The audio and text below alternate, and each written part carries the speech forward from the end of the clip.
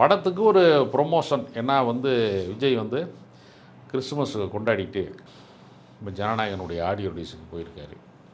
அடுத்து நியூ கொண்டாடிட்டு தான் வரப்போகிறாரு, அங்கேயே தங்குறாரு.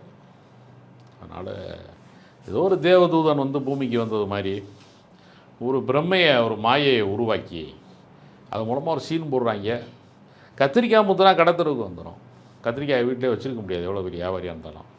ஃப்ரிட்ஜுக்குள்ளேயும் ரொம்ப நாள் வைக்க முடியாது.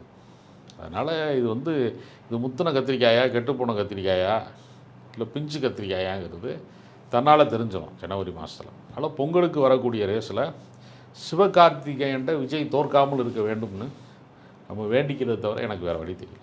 அதனால தான் இப்போ படத்தில் நிறைய சென்சர் கட்டு அப்படின்னு ஏகப்பட்ட அரசியல் நடக்குது. அதெல்லாம் எப்படி பார்க்குறீங்க?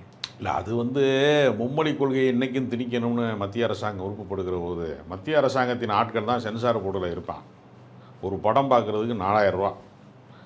அந்த படத்தை பார்த்துட்டு அப்புறம் அதுக்கு பேரம் பேசி வாங்குகிற காசு தனி, முறையான காசு 4000 ரூபா.